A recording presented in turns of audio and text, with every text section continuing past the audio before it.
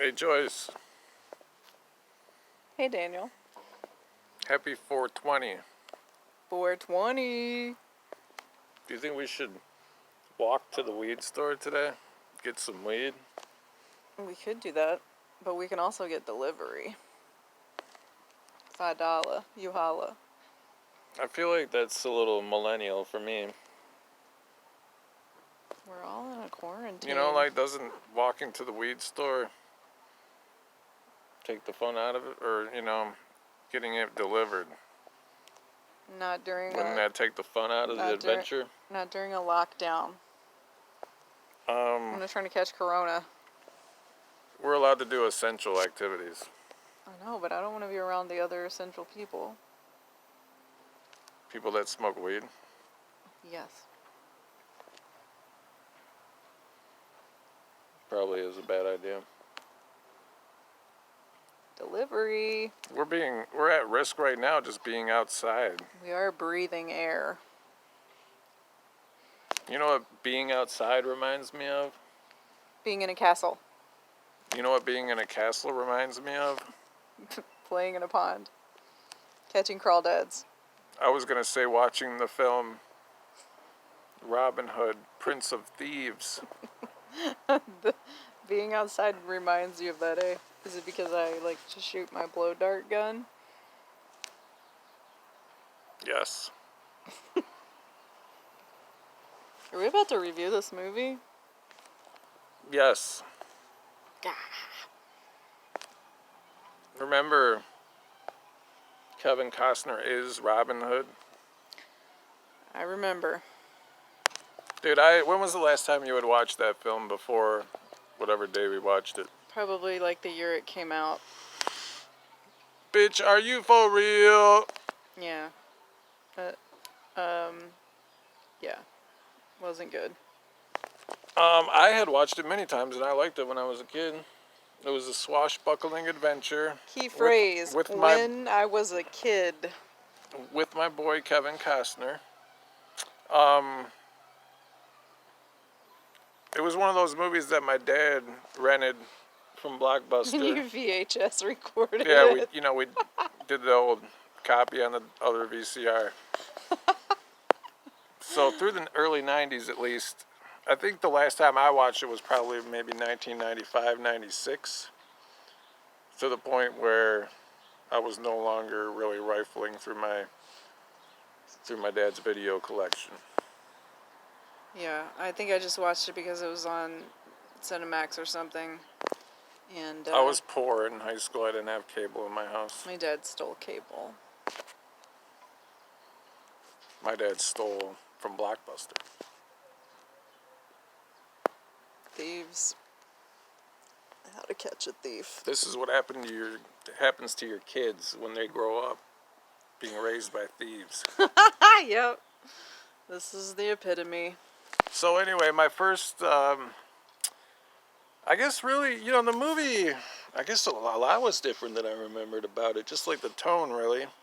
I didn't remember it being such a hammy, like Alan Rickman is straight up the comedy relief. And I thought of him as an evil prick, playing it pretty straight when I was a kid. Alan was the best part of that film. He was really the only redeeming quality of the film. Yeah, actually, because I thought, Morgan Freeman was good. If a little, he was supposed to be kind of like out of place in the movie, but really his whole execution of the character, like he was like kind of like a serious philosophical character, and that kind of, he did a good job, but I felt like he was out of place. I felt the same. I didn't really buy into it. But he, I guess, executed it fine. He was like fucking Islamic Yoda. Which was like him doing the accent totally dismounted Kevin's attempt of doing an accent. Oh, see, I just felt like he spoke in like a weird way. Like it was just... It was definitely a weird way. He just spoke, like his accent was just kind of vaguely foreign and not really so much Arabic. Oh, you're talking about Morgan? Yeah. Yeah. But he was I don't think Morgan consistent. Freeman's been to the gas stations here in Detroit, or else he'd be able to pull off a much better Arabic accent. Well, but it was consistent all the way through. Yeah, at least, yeah, he spoke the same way for what it was, which Kevin Costner That was notably did not. absolutely atrocious. It was atrocious. He wasn't enunciating his like syllables correctly to pull off a British accent, nor was he consistently doing the same thing. He would just periodically start talking in his regular cadence and accent of his own, and then attempt to just say certain words with an English twist, I guess. But it was terrible. Kevin Costner did not grow up watching Monty Python's Flying Circus. But evidently not, or he didn't. He didn't. He's never met a British person. He's not good at mimicry. He's no parrot. Which is not good for an actor. But He's also, one of those actors that plays himself, and if he can't play himself, then he's done fucked. for. But also, I always thought of the movie as like a big budget, like studio film. I think it And was. I mean, I'm sure millions were spent on it, but probably mostly in the, Kevin Costner probably got paid a lot of money, so that took a hit out of the budget. But like they're outside in the fucking wood, and like everybody else is just kind of like a actor that was only in Robin Hood, Men in Prince of Thieves. Yeah, well, I've seen that one, the Alan Rickman's brother, in other movies, but I think he always plays like a bad guy in a barbarian sort of Oh, movie. you're talking about his cousin that he stabs to death? His cousin, yeah. So I've seen him before. Right, there was plenty of familiar faces, but there were, you weren't just, it wasn't no, I guess Christian Slater was in it too. Oh yeah, Christian. I was gonna say, I think there was quite a few big names. Christian Slater, kids, was at one point almost an A-list actor. He was. I would say that. Remember that Pump movie? up the volume. Pump up the volume. Remember that movie Cuffs? Oh, wasn't he in True Romance as well? He was in a bunch of shit. People love that movie. Heathers. People love Christian Slater. They do. Interview with the Vampire. Brad Pitt gets all the credit, but Christian Slater was in that. Yeah, he's the guy that's the reporter interviewing. I thought Tom Cruise was in that movie. He is. Plays the vampire Lestat. You mean, wait, say all three of their names again. Christian Slater plays the reporter that's interviewing Christian Slater, check. Brad Pitt. Brad fucking Pitt, oh my god. You're describing the posters on my wall when I was 13. I knew you liked Christian. I think Christian was... No, but they were big names back then. He pulled off his part well. He just didn't have a very big part. It wasn't about him. And it was a kind of just a commonly cast character.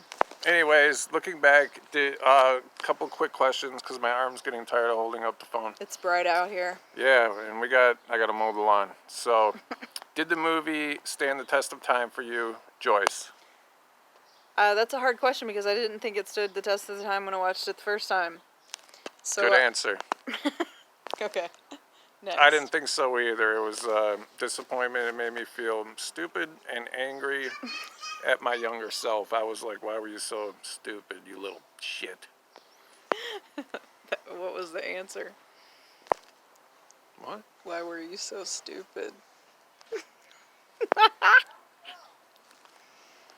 And question 2, if you had to watch either Robin Hood, Prince of Thieves, Robin Hood, Men in Tights, or didn't they make a new Robin Hood movie the other year? What about that Disney movie? That's my favorite. Oh, the old Disney cartoon. We'll settle for that one. That's what I would pick.